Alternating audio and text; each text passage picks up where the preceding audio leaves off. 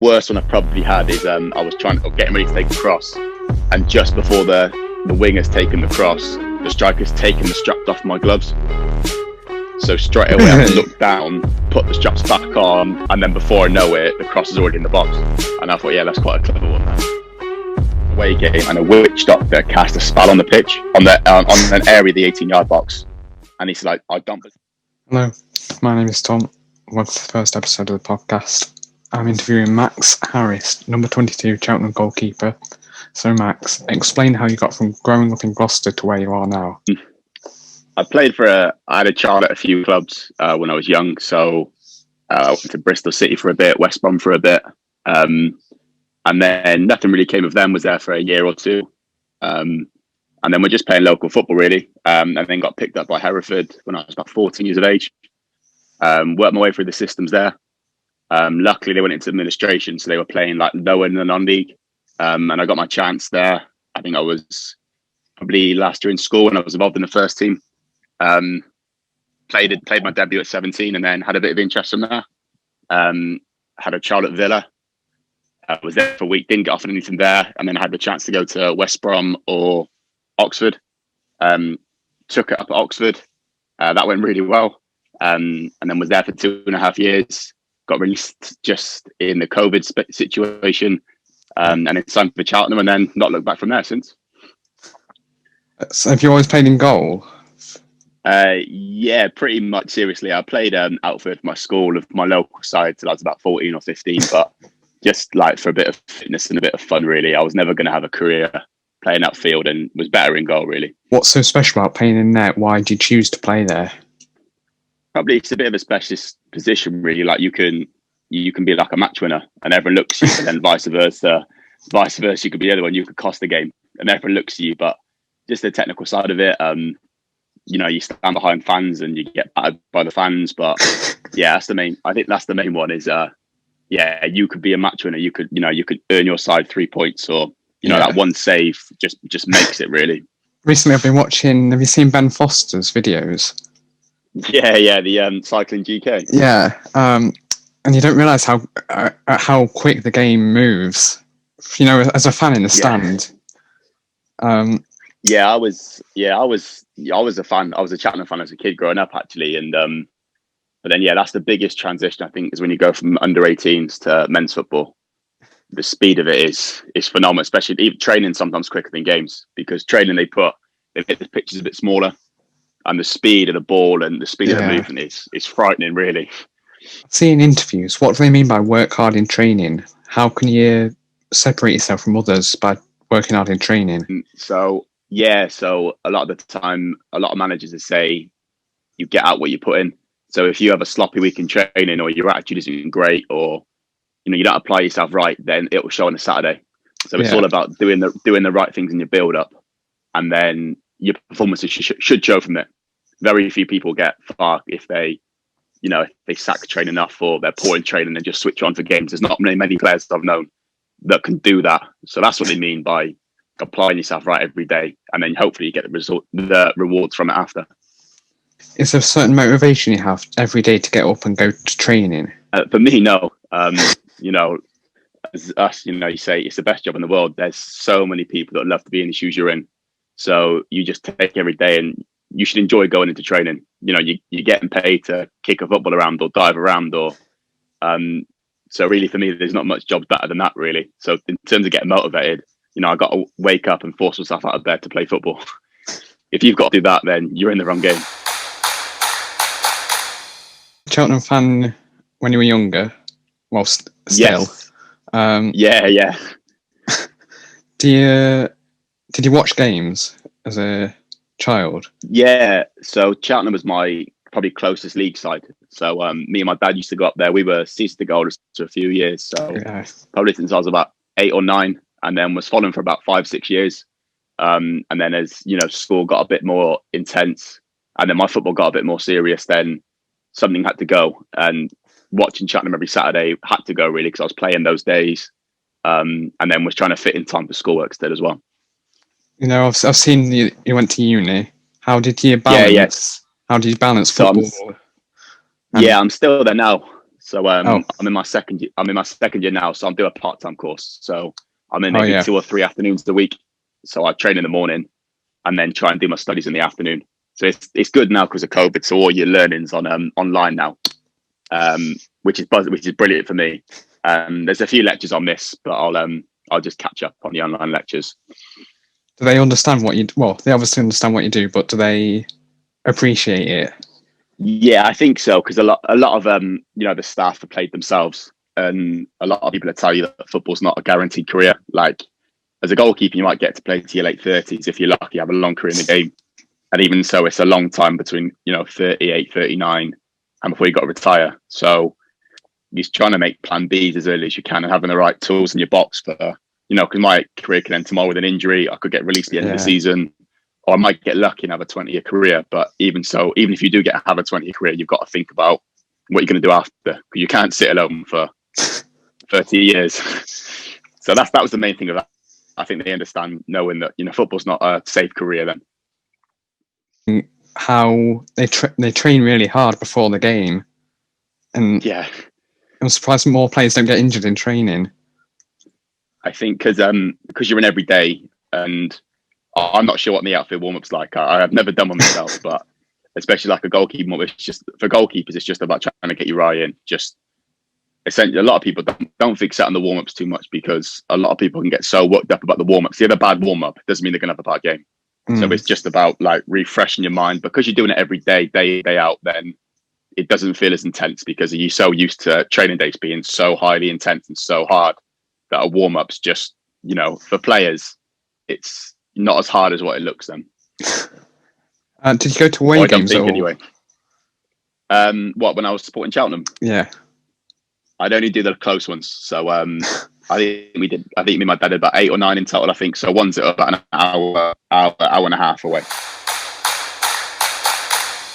Into contracts, what did it feel like to sign your professional contract? Yeah, it was an unbelievable achievement. To be able to call yourself a professional footballer was brilliant, but especially because I wasn't certain I was going to get offered one at the time. So when I had a phone call, I could not stop smiling. It just wouldn't leave my face for about 3 days. Yeah, pretty much. Yeah. So I trained. I didn't have a great start to my scholarship at Oxford. It took me a long time to get used to the intensity of being full time. And then in my second year, I just really kicked on, like worked at it, really kicked on. And I can't remember the game we had on a Saturday, but on a Friday night, my goalkeeper coach called me up and said, I'm going to offer you a professional contract for next year. And I was speechless, honestly speechless, because of all the hard work that I put in that year. It just felt like, like a gift then, like you felt rewarded for all your hard work. And I remember playing the game the next day and did not stop smiling the whole game. It was a great feeling anyway. Yeah, how did you keep fit in lockdown? Yeah, it was tough because I was still contracted at Oxford for that season, and in the lockdown I still had, I was into lockdown for about 6 weeks before I got told I was going to get released. So at Oxford we were doing Zoom sessions probably 3 or 4 times a week.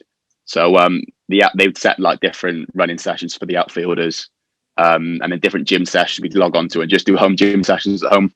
But as goalkeepers, our goalkeeping coach used to take us off, and we would be doing some mental stuff in the garden, honestly.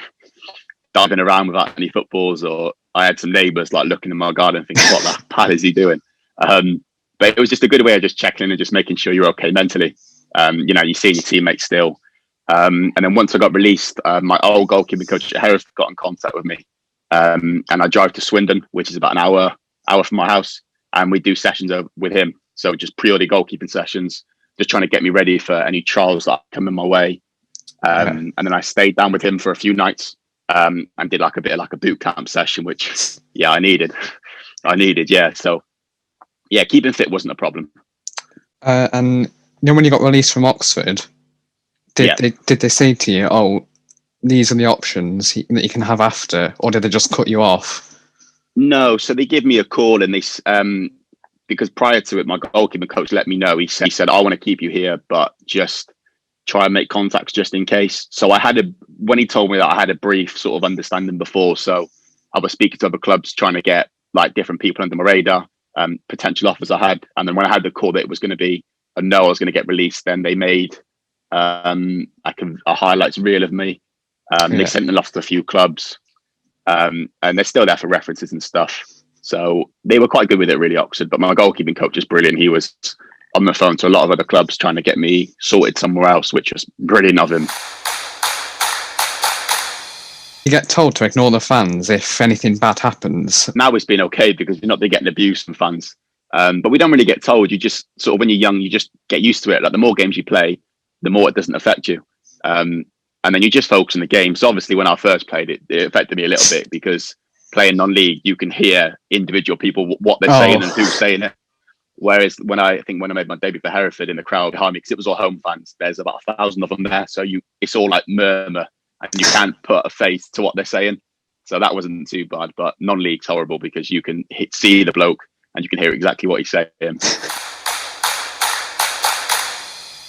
What's the feeling of walking onto the pitch knowing it's your debut? Yeah, when I made my Hereford one, that was big because I was young at the time and all my friends and that were in the stands. My family was in the stands. And when we shook hands, I just looked up and saw my family there. But I remember in the changing before the game, my heart was just like beating out of my chest.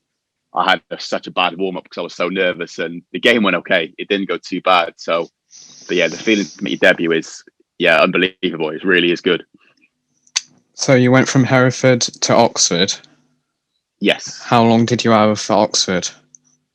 I was there for 2.5 seasons. So I did my 2-year scholarship there, and then I had a 12-month pro there. Then Cheltenham? Yes, and then, following getting released by Oxford, I think it was about 6 weeks when I signed for Cheltenham. So I felt quite lucky, really. And you came on as sub against Plymouth? Yes, that's correct, yeah. So I initially gone as number 2 because their number 1 goalkeeper being come back from injury from a broken leg, I think it was. And he was just coming back fit prior to that game. So the agreement was that he was going to play the first half, just as minutes, really. And I was going to play the second half. So, that was my professional debut. And I was really pleased that it went. Really pleased. And were you watching their Plymouth striker whilst you sat on the bench, just thinking? Yeah. I do every game because there's a goalkeeper you could come on in the first minute or the 89th minute. Yeah. So it's different to like an outfielder. They know they're not going to come on in the first half unless it's an injury. So they can sort of switch. You do analysis before the games anyway, but as a goalkeeper, you can't switch off on the bench because anything could happen in the game and you could be on straight away. So prior to the games, you sort of have an understanding what the strikers are going to be like or how the team play. But then when you're actually watching the game yourself, you sort of you try and notice what the striker's movement is, what foot they're on. Do they run in behind? Do they come short? Is the team direct? So you do. When you're on the bench, you do have to make mental notes just in case you need it. What goes through your head when a striker's coming towards you to either stay back or go for them? It depends really where they are on the pitch. So normally you don't want to come up too early because you can get chipped and they make you look silly, especially at the level we're playing at. But you try and wait for a bad touch. You can go and smother the ball, or as they get close to the goal, you try and get closer just to narrow down the angle, and then almost try and get in their face and block their shot really. So he's got nowhere to aim at the goal. Have you ever been sent off from one of them? No, I haven't. I've been booked, but I've never been sent off. I think it was the change of rules that saved me from a red card. Oh yeah. You talked about analysis. Yes. Do you get told that Plymouth striker, if he gets penalties, he's scored 3 to the right and 3 to the left? Yeah. Yeah, there's all sorts of stuff like that. So normally we don't get told that until right before the game because if they tell you on the Friday, you'll forget about it by the Saturday. So normally just before the warm up, then they'll tell you where he's likely to go. I know one of my coaches used to point to where he thought he was going to go. So when you're going to play, when you're in goal for a penalty, you can see the coach point which way he's going to go, and then you dive that way. And then if he's wrong, it's his fault. If it's right, then you're a hero. So in that respect, Did you always trust him, or did you ever go against? No.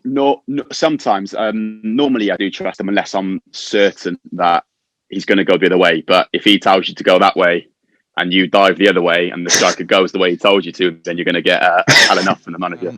Can you read the player's body language sometimes? Yeah, sometimes they make it obvious, but then it's a whole mental game because sometimes you think they double bluffing you, but sometimes you you the players' body language, because the way they're standing on their run up to the ball would mean it being very difficult for it to go one side. But again, it happens so quickly. You need to be, and sometimes it's not always right, because the quality of players now, their technique's unbelievable. So they could go anywhere in the goal and you just got to go. Be lucky. Do you agree with VAR? It's a tough question. It was still going for years, I think. I think it's got better in relation that they're making decisions quicker. But sometimes it ruins the flow of the game, I think. I think it should just be, VAR should only come into it if the referee's made a clear and obvious error. If they've got to take 2 minutes debating about it, then you just leave it. Because unless the referee's made a complete error, then VAR should step in. It should just go with the line of decision and a human error, because nothing can be perfect. So unless it's an obvious offside that he's missed out, if they got to start drawing lines, then I think you just stick with the linesman's decision, because he's qualified to do it, and you just go on. It's a mistake or a human error, which is going to happen. Yeah, back onto your debut for Cheltenham, walking into the dressing room and seeing the name on the back of the shirt, did you feel nerves or excitement? So it's brilliant when you get your name on your shirt. I remember when I first made the bench at Oxford, that was the thing I was most looking forward to, was just seeing like Harris and my number on the back of his shirt. It was like, straight away you get in there, you just want to take a picture of your shirt, because to have your own shirt, it's amazing. So yeah, I'll collect them all and frame them all, because they all mean loads to me, and you're sort of like evidence there that your hard work has sort of earned you that shirt. So, and then you want to try in your career, you want to try it as a goalkeeper, and to try and get as close to number one as possible. Yeah, is that the main goal? Yeah, that's the main aim. Yeah, so I'm doing all right. So I think I've gone from 41 to 31 to 22. So I'm getting there slowly. Any plans for the future with loans, or have you ever thought about? Yes, not at the moment, because I've only just signed. We've had a great season so far. I really enjoy it here. It's close to my home, so travelling's easy, and I've really enjoyed the first sort of 6 months I've spent here. But in terms of loan time, I was trying to get out on loan just before Christmas, when the first choice goalkeeper came back fit, so I wasn't in the squad, and was trying to look for a loan, but it's been so difficult because some of the non-league systems haven't played, so it limits to where you can go on loan. And of course, there's so many goalkeepers that need game time, and there's not enough clubs to give them game time. So when you go on, it's different as an outfield player, because if they go on loan, there's 5 or 6 positions they could play, or they could come off the bench. Whereas if a goalkeeper goes on loan, he has to play, because if you want to go on loan to go on the bench, then you're only going to come on if there's an injury or a keeper gets sent off, which doesn't happen very often. Do you have any funny or interesting stories from your career so far? You meet a few characters and hear a few stories. I've met some great characters along the way. But I remember one of my old friends was telling me a story. He's retired now. He went over to South Africa to play about 20 years ago, and he was telling me about witch doctors. So before the game, they went to an away game, and a witch doctor cast a spell on the pitch, on an area of the 18-yard box. And he's like, I don't believe in any of that stuff whatsoever. Don't agree with it. Just think it's way over your head. And he said, came out, and the ball's bounced where the witch doctors cast a spell, and the ball hasn't bounced. I've tried to kick it. It's gone under my foot, and the striker's come in and tapped the ball in. And I'm thinking, no, that should never, ever happen. And then I think they played them the next year, and where the spell had still been on the pitch, some strikers like running through on goal, the ball's bobbled up on that exact spot on the pitch, and he's chipped the goalkeeper. And he said, from that moment on, I will never, ever, ever play on a pitch where a witch doctor has cast a spell on the pitch. I'm like you when I heard the story. I was like, you what? But yeah, it's crazy. It's crazy. As a Championship or a Premier League fan, or League One even, you don't realise how important it is for smaller clubs to get in a cup run. Can you explain? Yeah, it's massive, both as a fan and as a player. So I remember as a fan, because when we were fans at Cheltenham, we were used to playing teams your own level, and you'd get, I think at Cheltenham was getting gates around 2,000-3,000 people, and then all of a sudden I watched them play Tottenham and Everton in the cup. So we had Everton at home, where the stadium was full, the TV cameras were there. You get the chance to watch the players you're watching on Match of the Day live on your home pitch that you watch every day, every week. So I think we saw like Phil Neville, Leon Osmond, Tim Howard, Fellaini play on the pitch. You think, wow, we don't ever get stars like this playing. And then the atmosphere on the whole ground was brilliant because you're not so used to it. And then going away, like we got the chance to go to White Hart Lane. And if as a Cheltenham supporter, then that's quite a big thing for us because you're so used to going around like the small stadiums and get the chance to see a stadium with so much history. It's just a really good day out. And then for the club as well, the financial benefits from it are brilliant from the FA Cup. And I'm sure that the club will do really well from this Man City game. I think you saw Marine when they played Tottenham, how much money they raised from virtual ticket sales. So I think hopefully Cheltenham will be trying to reciprocate something what they've done. So when you get through to a round such as this one, do you hope to get a team like Man City? Yeah, you either hope to get a winnable game or a big side. Most people want it away because I think they split the gate receipts for the away games. But obviously now it's tough because there's no fans in the stadium. But you hope to get on the TV for the financial benefits and to actually play on TV yourself. And then to play against the stars. So I'm not sure what side Man City are going to put out, but you might get a chance to play against some of the best players in the world. Because March last year, before COVID, we drew Man City at home. So really? Managed to go to Hillsborough and watch this because they put pretty much the full team out. So it was weird to see Aguero coming off for Sterling just in front of us. Yeah, I remember because when I was at Oxford last year, they played Man City in the Carabao Cup, and we're doing the warm up, and you're just thinking like all these stars on the pitch. I think we had Sterling, Mahrez, John Stones, Gabriel Jesus. You're thinking, wow, like the quality of these players. And when you watch the game, you can see how good they are and how many levels they are above what we're used to. So I want to find out more of your time at Oxford. So yep. What year did you sign? So I signed in 2018. I think 2018. I think it was because I was there 2.5 seasons. So 2018 I started there. And then did you get straight into training, or did you have to do anything first? Yeah. So I had a trial first. I was still at Hartbury College. So we're still doing my college course, still playing for Hereford, and then went there on trial in a half-term week, and then did really well there. Had a good trial, and the goalkeeping coach said he wanted to sign me, and then I had to wait about 6 weeks before that happened, trying to sort out logistics, and it was a bit of a nightmare really. And then everything got sorted, and then Hereford just got through to the second round of the FA Cup, and they played Fleetwood away, and I wanted to be involved in it, so I wasn't allowed to be on the bench. So I signed papers on the Friday, drove, met the team at Fleetwood on the Saturday, watched the game, come home on the Sunday, and then moved out of home Sunday night and was training Monday. So everything happened so quickly, really quickly. So you're training for Cheltenham now, and yep. So when was the last time? Was it today? Yeah, we trained today. Yeah, so because we played on the Sunday, the gaffer gave us Monday off. Training today, and then we're in prep we got Bolton away on the Saturday. If you're playing at 3:00, what's your day from waking up to 3 p.m? I try and get at the same time every game, home or away. So normally about 8:30, 9 o'clock, we'll get up, simply just have some breakfast around home, maybe watch a bit of soccer AM, and then sometimes take the dog out for a walk, just a quick 20-minute walk. I'll come back in, I'll have a little bit more food, and then just make my way to the game then, and then just get ready for the warm up, and then eventually for the game. Do you get told what to eat? So it's quite chilled. If you're staying away, if you're going to a hotel for an away game, then you get certain food that's given to you.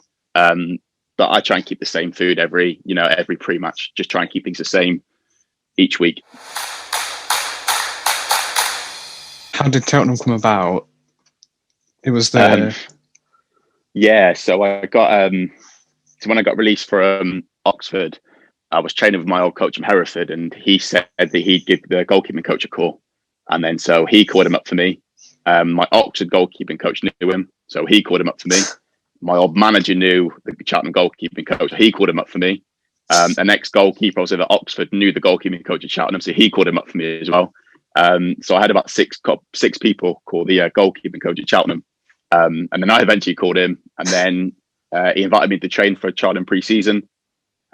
Went in for about a month, and then fortunately got offered a contract after the 4 weeks. So yeah, it was got really lucky. Really, I landed on my feet after getting released, because a lot of lads aren't that lucky. Do you look forward to training each day? Yeah, I buzz off it. I love training, especially as a goalkeeper, because you might play a game and you might have nothing to do for 90 minutes. You might have to make one save, but in training we're making hundreds of saves a day. And I love it, really. I love annoying strikers when they can't score. And do you have to plan for certain situations like corners and free kicks from different positions? Yes. Yeah, for sure. So normally towards the end of the week, we'll start prepping about who we're playing on the Saturday. So say when we play Bolton on the Saturday, we'll have a different prep. We'll go through our set pieces. We'll go through our shape our game plan 1 or 2 days before. And I think that's the same across a lot of clubs. Well, how do you reckon you goal kicks? You just practice. So we try and practice every day after training, just repetition, constant repetition. So after training, we'll spend about 20-30 minutes after training just lashing footballs, different things. So you either try and kick it as high as like a goal kick, or you might try clipping it to fullbacks, or you might try your hands. Just every day, just keep repeating it and repeating it and repeating it. Do you, at Cheltenham training ground, do you train with the first team?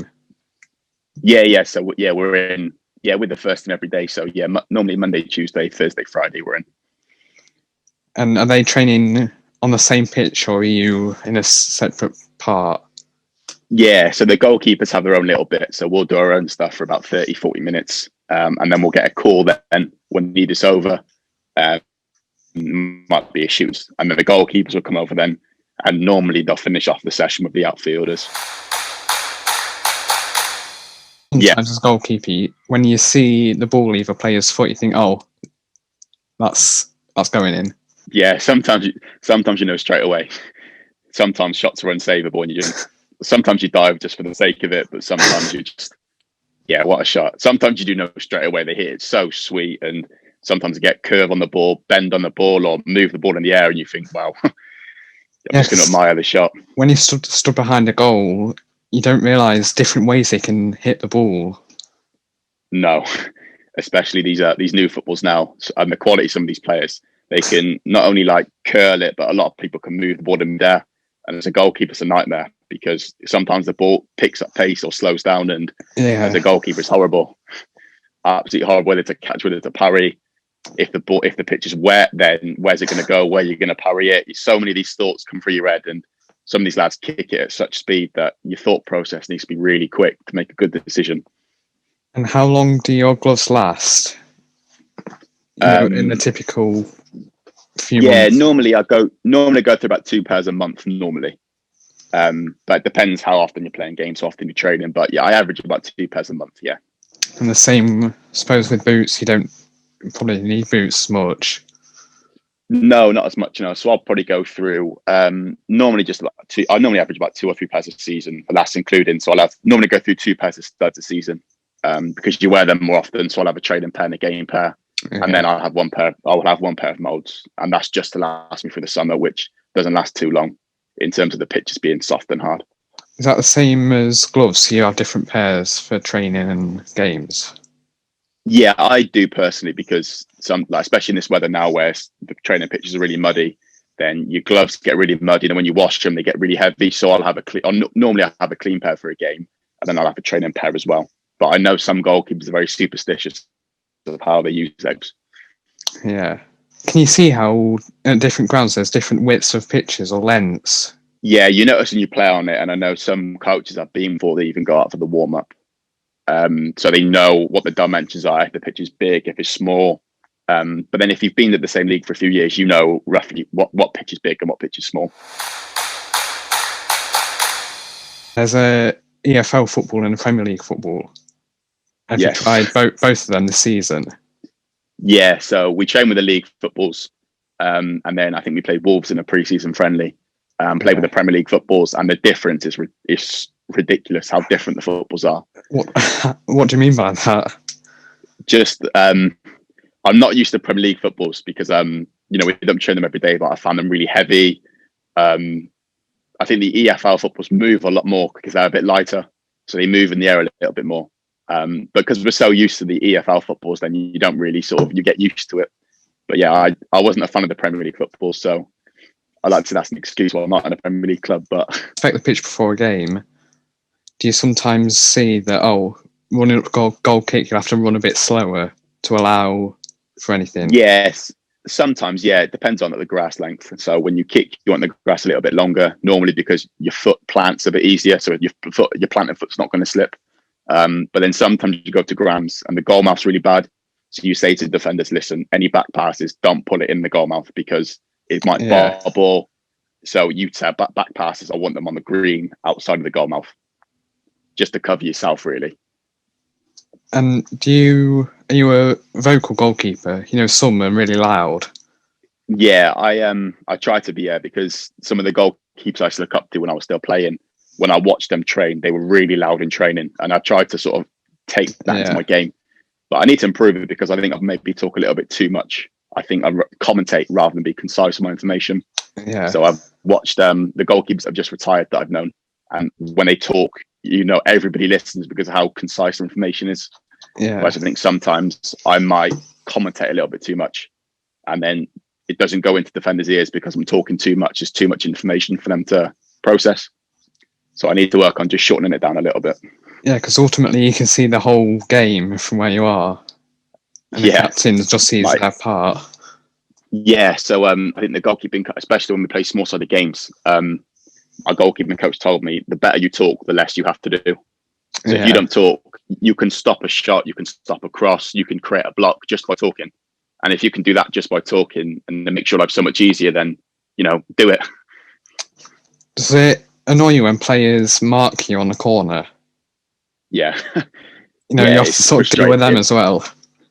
Yeah, it is horrible because they can stop you coming through a cross. And a lot of these players are really sneaky. They can grab you without even the referee looking. Yeah. So, and as soon as somebody grabs you, it's so hard to move. Or if you come in to try and claim a cross and you bump into somebody, then your momentum goes and your mind automatically switches. So it's so difficult trying to take a cross if somebody's nudging you or putting you off or standing on your toes. Is a horrible one. Worst one I probably had is I was getting ready to take a cross, and just before the winger's taken the cross, the striker's taken the straps off my gloves. So straight away I looked down, put the straps back on, and then before I know it, the cross is already in the box. And I thought, yeah, that's quite a clever one, that. Because I suppose a referee can't really... What's the ref do about that? What can you say to him? You can go to the referee's taking the straps off my gloves. You can't book him for that. Can't give a free kick for that.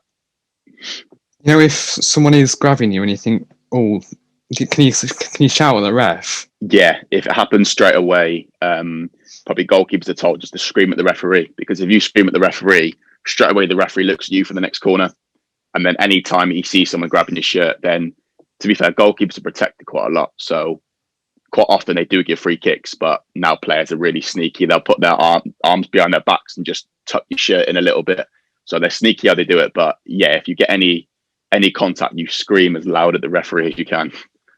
Not for a corner in like the 90th minute. Yeah, once not in a senior game. I think I was about 16. I think went up for a corner, and then the corner taker played it short. So I was fuming. I had to turn on and sprint back to my goal. Yeah, I wasn't a happy person at the time. So, what's your favourite away ground you've been to as a player? As a player, I'd probably say the Molineux at Wolves. That was a really nice stadium to play at, and I had a good game as well. So that makes it a little bit more special. But yeah, we played them on a Tuesday night in the Premier League Cup at the under 23s level, and yeah, the pitch was immaculate. The stadium was really nice. It was some experience. That I think it was my first time playing for the 23s as well, and I had a good game, which helped. But yeah, the stadium was really nice. Harris was another good one. We played there in the Premier League Cup the following year, and that was a nice stadium. But yeah, I'd probably say Wolves was the nicest one I've played in. Yeah. Can you shout at the linesman as well? Yeah, you can. Yeah, you can do. They don't they don't listen to you very often. But even sometimes, like, you shout offside, it might be close, but anything just to spark a reaction to try and give something. Or quite often I ask how long to go. If it might affect me, I might need to, waste a bit of time if there's only 10 minutes to go, or yeah. So you are allowed to. They don't often listen to you, but you do try. So what I see a lot is if the other team's winning, the goalkeeper will put it down, set up for a goal kick, and then think, oh no, I need to move it onto the other side of the 6-yard box. Yeah, loads of little tricks goalkeepers have done. Like, get the ball, take it to the corner of your box, and then when someone presses you, then come pick it up. Walk in to get a football, go to kick the ball at your hands and roll the ball on the floor instead. Kicking the ball purposely out of play. Yeah, loads of little tricks that goalkeepers have done that it's great when it's for you, but if it's the opposition, you get mad very quickly. And talk about the sparking a decision. Do you think fans help that? With lockdown, do you think that stopped it? I think so. Yeah, there's been. I've seen an interview with a manager and just saying the quality of the referees' decisions have been a lot better since the fans aren't there. Because I've never reffed the game myself, but I can imagine it has some impact. Maybe not at the top level, but I know certainly, if there's 10,000 fans screaming to make a decision, I think it can, influence it a little bit. But then again, referees are only human, so they're going to make mistakes anyway. Quite often you see if the referee gives a penalty quite early on in the game, then you can see that they're trying to look at leveling the scores, and they won't try and give a penalty. But if there's any excuse to give a penalty, they'll try and level themselves up. Similar for a red card. If the referee sent a player off for one team, and if there's half a sniff of a red card, then normally they'll give it again just to try and level the playing fields a little bit. I think I've not been involved with a team fighting on the pitch, but normally a lot of clubs have a philosophy where you don't argue, where people can see it. If you're going to have an argument, you have it in the changing room. Whereas in 4 walls, and it's kept inside, so nobody can get hold of it. Because on the pitch you should all be working together, so fighting on the pitch doesn't help the team, whereas in the changing room you can have out with each other, the whole team can get behind you, have a discussion, and then it's settled straight away. Whereas if it happens on the pitch, it's quite easy to hold grudges, and it might affect the way you play the game. But I've never been in a game where I've seen 2 of my own players fighting on the pitch, thank God. What's the dressing room morale been like when you've been in there? Yeah, so this season it's been really good, to be fair, because we've been doing okay. We've been doing well in the league, actually. So it's just about, it's quite a positive atmosphere to be at. And then now again, having a really good tie with this Man City during the FA Cup.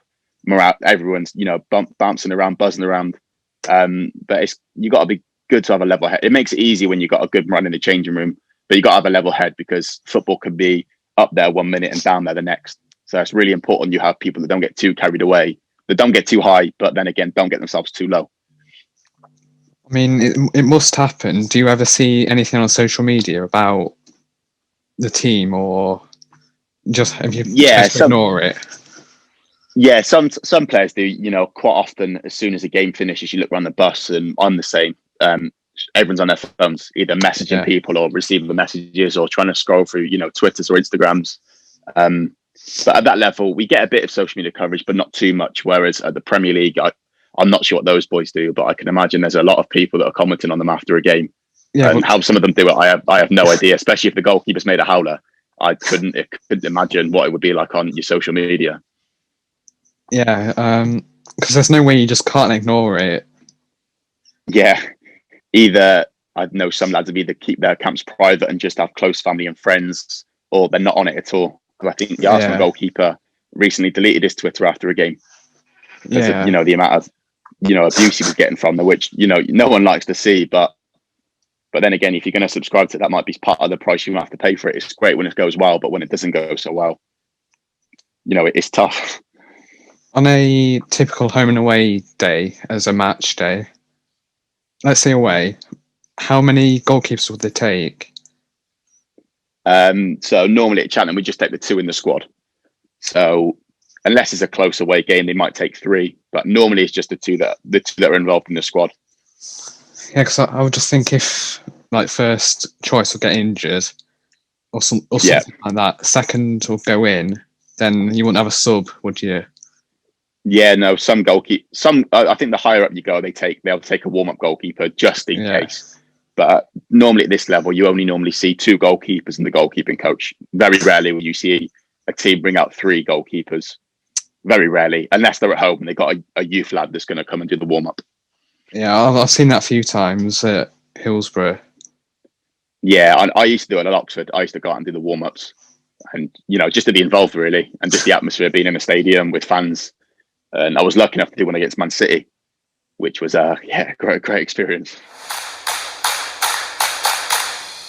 But here keepers, you don't see keepers warming up. They warm up a bit before fans come in. Yeah. It's normally because they'll go in a lot earlier, the goalkeepers. Yeah. So because normally they don't wear their kit, because if it's rainy and muddy, then their kit is soaking because of all the diving around they've got to do. So normally they go in because they've got to take a little bit longer to get changed. Some goalkeepers go in and they might have like a visualization, period before the game where they'll sit in there. They just want to be in their own company. And normally the goalkeeping warm up normally takes a little bit longer because you're individual. So there's a lot of things. I know my warm up, I like to be out there for about at least 50 minutes before the game. Whereas I know at the top level, they'll come out about 20. They'll do about a 20 or 30-minute warm up, and they'll do barely anything in it. So it's different keepers for different preferences. But I'd say I like to be out quite a bit before the game and get as much in as possible. But can you ever tell when you're playing in net and you think, oh, I might have warmed up a bit too much here? So not normally, because you don't have so much activity to do in a game. Because as you said, you train so hard during the week. As you said, like I said before, you maybe do 200-300 saves a day, and then you come into a game and feel physically tired after a game. But you come in the changing room after and you're so tired mentally. I remember being sat in a change and I'll be sweating in the changing room after and have like headaches coming home just because of that. You're thinking that much and you got so much to speak about in the game that mentally you just want to go to sleep after a game because you're so mentally tired. But physically, you feel absolutely fine. A bad changing room experience with a manager or anything? No, not really. No, I was at a club where results weren't going their way, and it was a little bit tough where players were trying to sort of not blame each other, but they were trying everything to try and get the group together, and it got a bit hostile at times when people may be calling each other out or digging each other out, saying like, you need to be better, because essentially, like, if a club gets relegated, it's a massive financial problem. It's a big financial cut for players' wages, for the club itself. So, players have got mortgages to pay off, or, they got mouths to feed. So essentially it's their livelihoods. And if somebody's not performing, then some players may sit within their rights. They got to dig them out and try and get a reaction that way. Are you next to defenders in the changing room?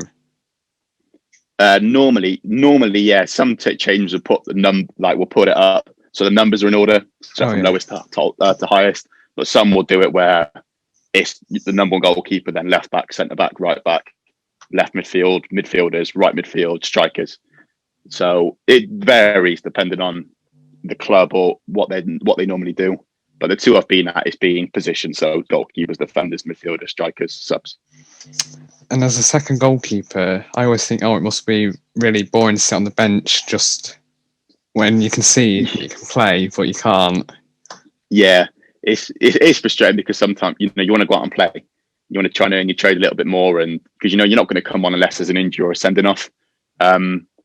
But you still got to be switched on. So you can't just sit there, chill out, eat your Jaffa cakes, and just watch a game like a fan in the stand. Yeah. You've got to be thinking just in case you need it.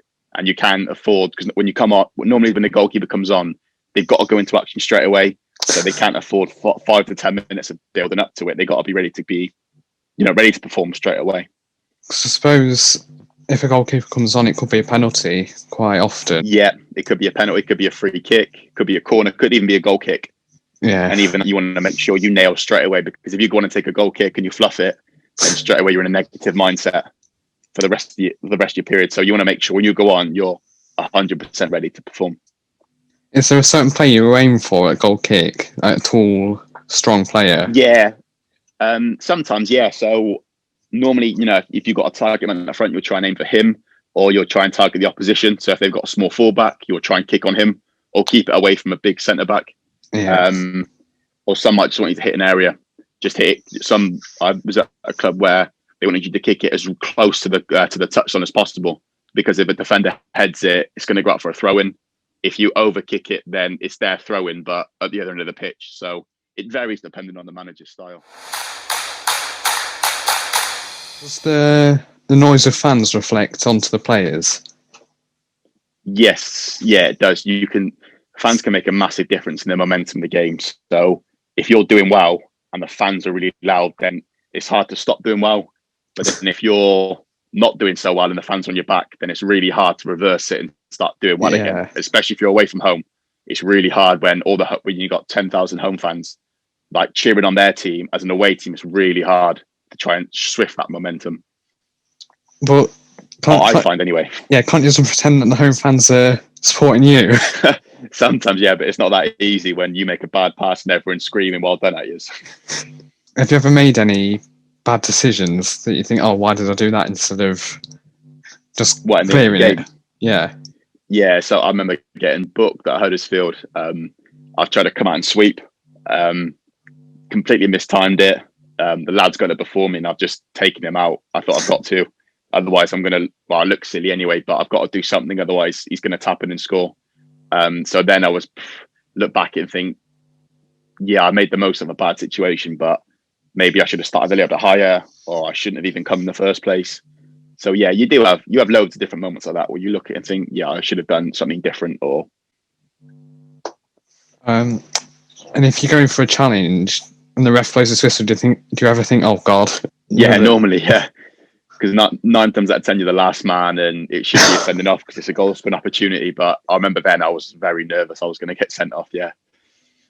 And if it's a like a stonewall red card, do you still be like, oh no, I can't believe you sent me off? Yeah, you argue the case. Every player, unless it is completely obvious, but every player will say, come on referee, I didn't mean to, or he's dived, or and you know full well yourself it's a foul. Have you had defenders that you've had to shout out for not waking up? Yeah, a few times, especially like I think the best one of that was Peter Schmeichel. You used to see him go mad at his defenders, but yeah, sometimes you just to make sure they're in check, because if they make a poor decision, it might reflect on you, so it might put you in a bit of trouble. So you need to make sure that they're switched on, and to make life easier for yourselves, or if they've made a bad decision or not listen to what you've said, then you need to tell them, so next time they know what's going to happen. Because if you don't, then they just keep getting away with it and keep thinking that they can keep getting away with it. So having that voice in their ear just keeps them tuned in a little bit. And have you ever been watching the game and then you've received a ball on the floor towards you and you don't know if it's a back pass or from their team? I've not really had that trouble massively, but normally any risk you have, you normally just keep the ball at your feet and then just try and use your feet, because if you do pick the ball up, then again you have a free kick inside your box and everyone thinks what's the goalkeeper doing. So if there's any doubt in my mind, I'll never pick it up. I'll use my feet. And is it easier to play out from the back and just keep working forward, or to just get it up? It's difficult now because the philosophy of the goalkeeper is changing. Like now, goalkeepers have to be good with their feet. I think there was a stat a couple of years ago that said a goalkeeper's game will be 80% with the ball at his feet. And you look at the Premier League now, most sides play out from the back. It's challenging because, if something goes wrong and you lose the ball, then you lose the ball in your third of the pitch. So it's easier for them to score. But then if you keep in the ball, then if you do it well, then you've got possession of the ball. Whereas if you kick the ball long, it's a 50-50 chance if you're going to get the ball or if the opponent's going to get the ball. So it is difficult playing out, but you need to have the players to play out, because if you're trying to play out and your team doesn't want it, then you can't play out because you're going to stitch yourself up. So we have this conversation all the time in football, when to play out, when not to play out. But you look at the top level and they will play out every single time and keep forcing it. And most of the time it works because they're unbelievable players. And do you get closed down quickly by some strikers? Yeah, so you see in the Premier League, goalkeepers that are comfortable with the ball, very rarely will a striker press them because it's easy even to play around it. If there's a goalkeeper that's not confident with the ball at their feet, then they'll just keep running at them and force them to kick it long. Because if they kick it long again, it's a 50-50 chance if you're going to get the ball, or if the opposition's going to get the ball. A corner's bad for you with the amount of players in the box sometimes. It's tough, yeah, because if no one's in the box, then you could come for everything. But then when you've got obstacles in the way, you've got to try and choose your path, either through players, around players. So to get your timing spot on and to get a clear path, it's difficult to do, because it's hard to reciprocate in training, because normally in goalkeepers training, it's just 2 or 3 goalkeepers. Whereas when you come to a game, you've got maybe 15 players in the box with you. So it's quite hard to reciprocate in training unless you do it with the outfielders. The corner's taken. Can you see where exactly it's going when it's in the air? Yeah, sometimes, because sometimes different teams will have different corner routines. So you can sort of guess where the ball's going to go based on where their players are stood, which can be difficult. As a goalkeeper, you'll have a ball that's got plenty of height on it, that's not got much pace, because it's easier to take. Whereas if a striker whips it in or drives it in, it's really hard, because you've got to time it so well to get there before the striker go their team. And when the corner's being taken, do you ever spot a striker running, making a run? What, for your team? Yeah. Or no, for the opposition. When they've taken corner, can you see their striker making a run? Sometimes, yeah, but as goalkeepers, you think if you're going to come for the ball or not, and if you're going to come for the ball, then you've got to jump, and you've got your arm above the striker, so you should be catching things above the striker anyway. So that's when the timing has to be so right. You catch the ball at the highest point, because nobody should be able to jump a goalkeeper with their both arms in the air and with them jumping, because I think you cover about 8-9 foot of body by using your arms and using your and height from the floor. Have you ever had a bad injury or?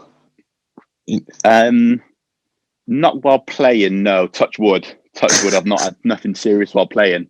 You've had the odd fractures to your fingers in training and stuff, but no, I've not been ruled out for a long period due to an injury. No. Do you wear tape and things on your fingers to? I don't personally. I know a lot of goalkeepers do, just because your hands get battered every day in training. You get so many contacts to your hand, so a lot of goalkeepers do just as protection. But I don't. I find that it feels uncomfortable for me, especially if one hand's got a lot of tape and the other one doesn't. I find it feels different when you catch the ball. Do certain gloves have different things about them? Yeah, you can tell? Goalkeepers have their different preferences. So some goalkeepers will like a chunkier glove as protection. Some will like a really thin glove because they feel a bit lighter in them. So yeah, different goalkeepers have loads of different preferences. But normally you find a glove you like, and normally you stick with that glove for as long as you can, really. And what's your preference? I quite like a chunky glove, me. And sometimes I'll try different gloves in training and see how I feel. But yeah, I quite like the chunkier glove, and you get different cuts to your glove. So mine's a negative cut, which I quite like. But different people have different preferences. So. And is the grip? Can you get different grip or? Yeah, you can. I know Styles goalkeeper brand, they do like a wet weather glove, a dry weather glove, but you can tell the difference when you wear them. But mine's not. I just use mine for wet, dry, windy, whatever. So you're number 22. Yes, that's correct. Yeah, I was 31 last year at Oxford, and just looking at my shirts now, and 41 the year before. And which has been your favourite kit you've played in? I did quite like the Oxford ones. They was a Puma, so it's quite a tight fitting kit. So it felt, the one at Cheltenham, it's a nice kit, but it's a little bit baggy than the Puma ones. So, but yeah, my favourite one's probably the sky blue Oxford when it was tight fitted, and I like the colour. I felt big in it. Stories about, or any stories you've been told? Yeah, there's quite a few we've been told. Just trying to think of some, actually. There is some mental ones, just about different sort of prep, really. I remember when I went to Wembley with Hereford. They got to the FA Trophy final, or FA Vase final, and I wasn't in the squad, but I think I was in year 11 in school. So the team bus went up on the Friday, and I couldn't go up on the Friday because I had a PE exam that day. So I've had to I've taken my PE exam, then I've come up with a goalkeeping coach who had work. He drove me to QPR, we trained at, and then played at Wembley. We lost the final, unfortunately. And then the lads was going out on a night out, and then I had to get my dad to rush me back home because I had to get to school for the Monday morning for an English literature exam. So it was chaos. It was chaos, absolutely chaos. But yeah, you hit some great stories of we had a lad at Oxford, Jamie Mackey's name was. He was a brilliant character. Would just come in with a smile on his face, just laughing and joking. Used to walk around the training ground in like a sombrero and a guitar and just play guitar all the time. There was a good one. We used to do Christmas videos. So on Christmas Day, they would set the lads to do some activities, like a running session to do. And a lot of lads would just post in funny videos. So they do their activities, but post a funny video after. So I remember some lad strapping his GPS unit to his dog and then just throwing a tennis ball for the dog. Yeah, there's all sorts of great stories, and you meet some great characters in the game, some really good characters. And have you still got friends from Oxford and Hereford that you talk to? Yeah. So the goalkeeping coach and the goalkeepers at Oxford, we're really close there. So we've got a group chat that we speak to quite regularly, and how we're all getting on and stuff in games we played. The same at Oxford, a group of lads, just some lads are still in the game, some aren't, and we just chat every now and again, like what everyone's doing, what games they're playing. So yeah, I've met quite a lot of good people in football. And football's a small world, so you need to keep in contact with as many people as you can, really, because you never know, you might need their help. And is Friday the day when you find out what the team is? Yeah, normally, yeah. So different clubs have different strategies. So sometimes a manager would just say his team just before the warm up. Some will say on a Friday, so you can prep for it. But yeah, normally it's Fridays that you know the team. Yeah, because I would have thought you've been told the team, and then that team will go and train together as like a yeah. So normally you do you train all together, and then towards the end of the session, the manager will name the side, and then they'll start doing shape different patterns of play with that starting 11. And are you with them at that point? Yeah. So normally, then the players that aren't playing, and they'll get ready they'll be the opposition, and so that 11 can get used to playing against how a team's going to play against them.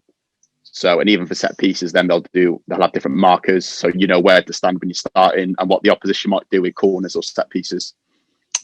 And back to analysis, if you're told that this player always aims for this player in the box from a free kick, and then and then the line up for a free kick, and you see that player ready to take it.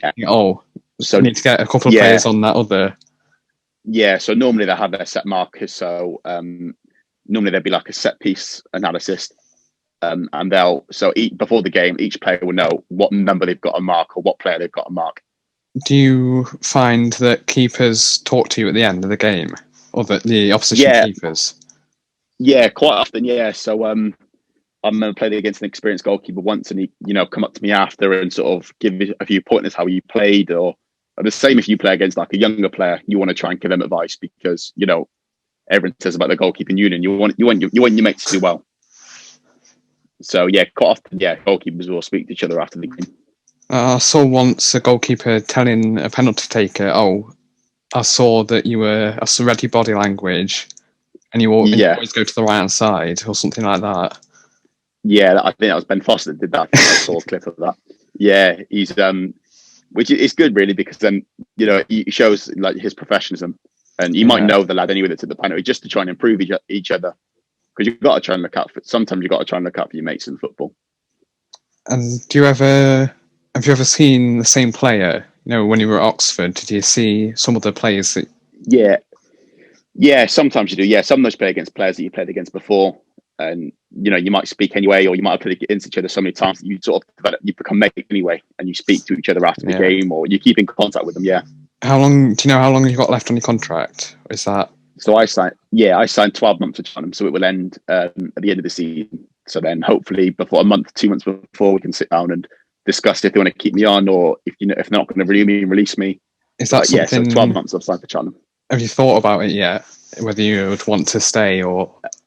Yeah, I'd love to stay if they'd have me, but it's a conversation of in a few months' time when the clubs have their plan, what they need to bring in, what they need to get out. So you don't really think about it too much until our focus at the moment is on the league, each game as it comes, and when the time comes, it comes. But you got to try and do everything you can to try and earn yourself a contract for the next season. I'd like to thank Max for his time, and I hope you all enjoyed, and I'll see you in the next episode. Goodbye.